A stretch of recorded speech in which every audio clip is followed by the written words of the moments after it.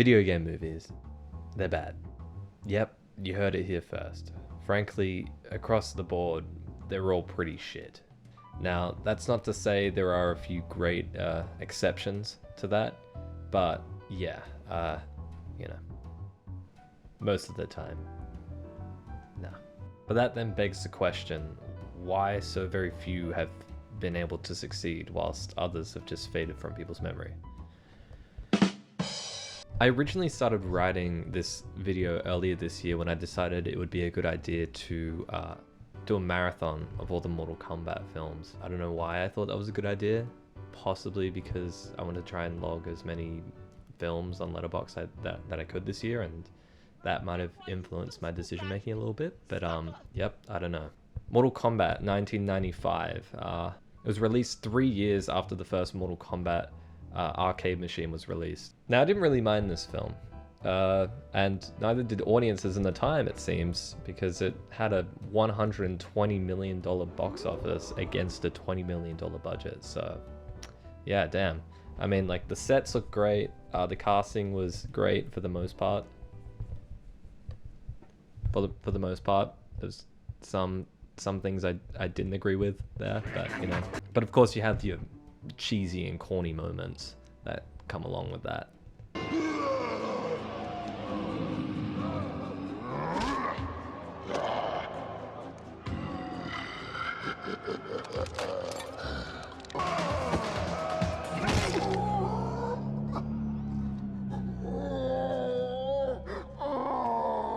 Those were $500 sunglasses, asshole.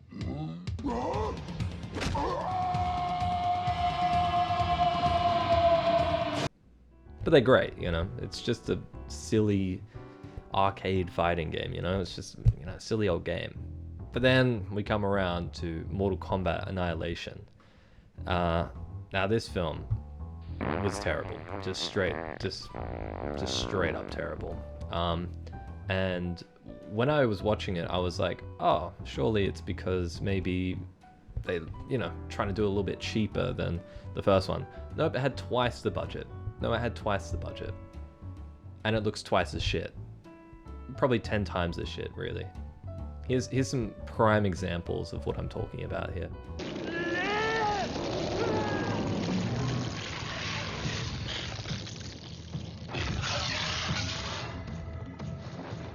Oh, nah, I done seen everything.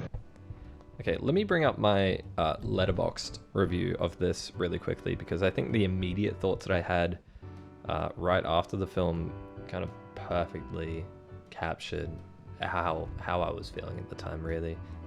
No memorable sequences, costumes look worse, effects look worse.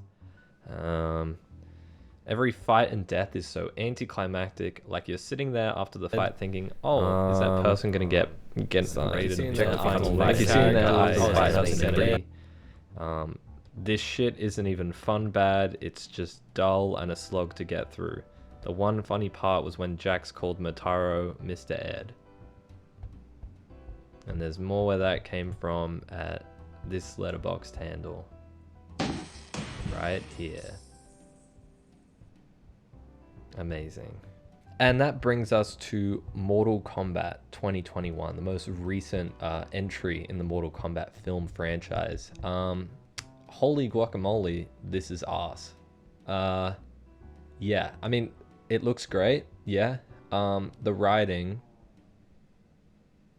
even the visuals, right? You already have an identity crisis going on where you've got these really realistic looking costumes and sets and, you know, just overall everything's kind of realistic. And then as soon as someone gets cut up, there's just all this like cartoony game blood just running around rampant. I really feel like they should just stuck to one or the other, you know. If they wanted realistic, do what the boys did and just, you know, make it just this gritty red realistic looking blood, even though some of those kills in the boys aren't super realistic with heads exploding everywhere and stuff. It doesn't matter, it's still pretty, you know, the at least the look of the blood is realistic, you know. I mean, and then if you wanted to go with the really cartoony blood, I don't know, make some wacky ass outfits or something. I don't know, go with that avenue. Don't get me wrong, some of the fight scenes in this were pretty good. I don't know if it stands the test of time compared to the first film's Johnny Cage versus Scorpion fight. That will forever, you know, be close to my heart. But you can't have just 2 hours of a film comprised of all fight scenes. So you gotta think to yourself, what happens when, you know, these fight scenes stop? That's right, boring ass writing. To summarize, what you're basically getting out of this film is 50% fight sequence and 50% exposition to lore of a game that is much more focused on the fighting mechanics of the game than it is to the actual lore itself.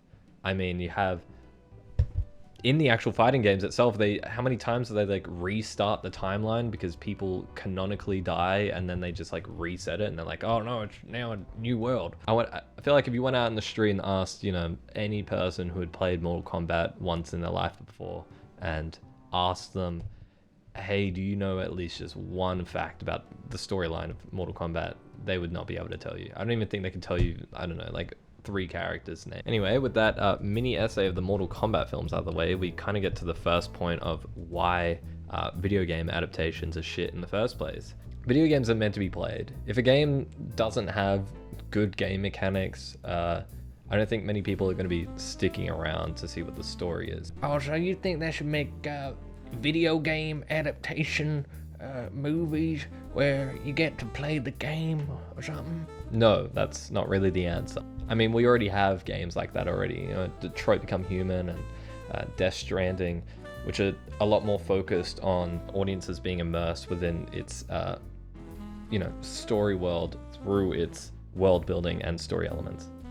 Let's say you have the task of having to make a screenplay for a certain IP. Let's say Stardew Valley. You know, we're making a movie, Stardew Valley the movie, right? All right. So write the screenplay.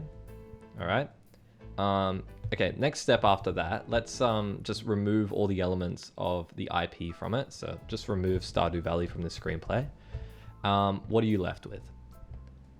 Yeah, that's right. A fucking shit screenplay where it's just people farming for 2 hours. It's just people farming.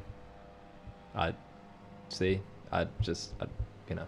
If your film isn't good, or at best mediocre, without an IP slapped onto it, just, I don't know, try and rework it, rewrite it, or just like don't make it at all. It really is just make a good screenplay first, then slap on all your characters and lore and, you know, the worlds or whatever of the IP, and then you'll just have a good movie after that, you know? Simple as that. Now, this is where I can bring in the Fallout show. Now, this show was kind of one of the first video game adaptations that kind of made it accessible to any person watching it. I watched this with a friend of mine who had never played the games before, and she loved it. I recommended it to my dad, and he hates video games, and he loved it. And one of the main reasons was that the whole show would have been great regardless of the Fallout IP being slapped onto it. I can't remember any overbearing moments where you had some character being like, oh, hey, this is a Pit Boy. Oh, look, here's a stim pack. Oh, you know, stim packs from the game Fallout. Oh, hey, I'm in Fallout. No, you would just kind of have some random guns lying around, and me, who's not really that much of a fanatic, would be like, hey, that's like the starter gun from Fallout 4, or, you know, here's some like power armor or something, you know? It was just kind of like a cool little Easter egg to see items that you've seen in the games. The show never sits you down for 20 minutes in this like exposition wormhole where it's just regurgitating something from like a fandom wiki. You don't have anyone who's there saying, oh look, here's like the bombs dropping and hey look, I'm in Fallout. You just show one of the perspectives of the main character that you see throughout the rest of the show actually going through and seeing the bombs drop and all that, and that's enough context for the rest of the show. And doing this in this way kind of makes you more engaged with the franchise itself. If people do want to learn more and they're intrigued about it, they can go and play the games or read any additional material. So that's probably another point I'll bring up.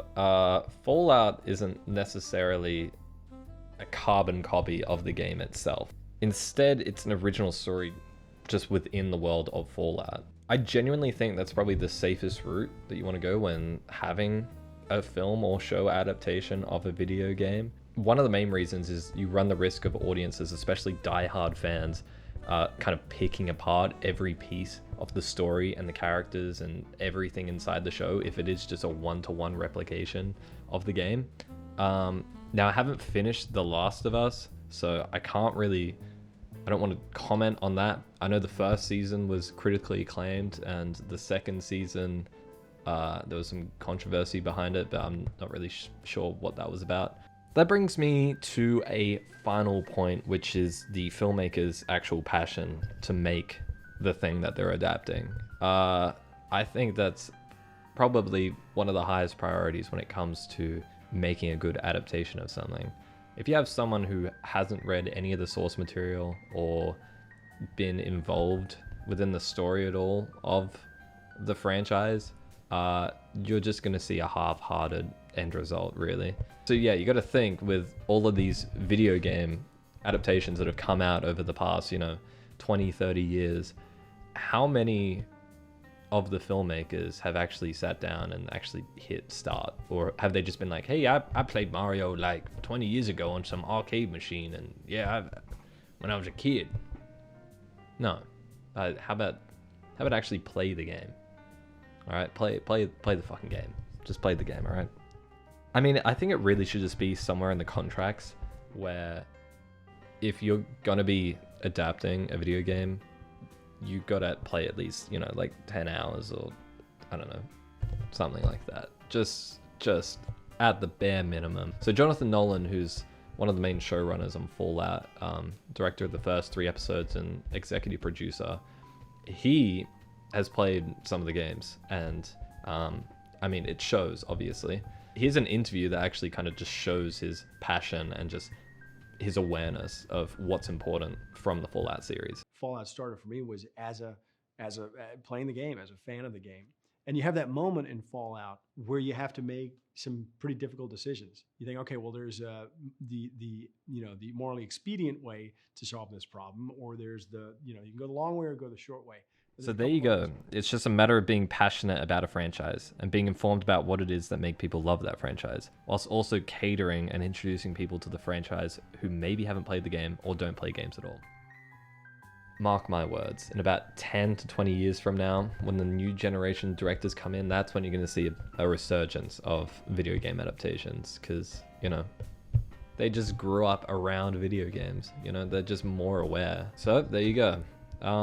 Minor little note I want to add to all you VFX artists out there. I have to say you're doing amazing work. I feel like a lot of the time your work can be overshadowed by how crap the movie is that you're doing the VFX for.